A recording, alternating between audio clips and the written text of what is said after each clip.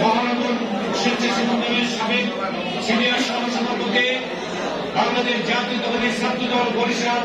জেলা শাখার ভারপ্রাপ্ত সাবেক সভাপতি, সাবেক ছাত্রনেতা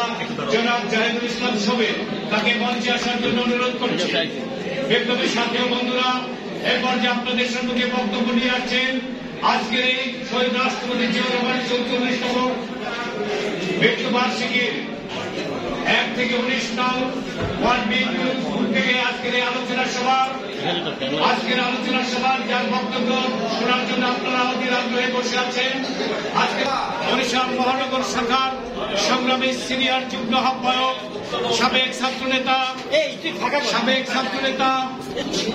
বরিশাল মহানগর বিএনপির আওতাধীন ১ থেকে ১৯ নং ওয়ার্ড বিএনপির উদ্যোগে আজকের মহানগর বিএনপির আয়োজনে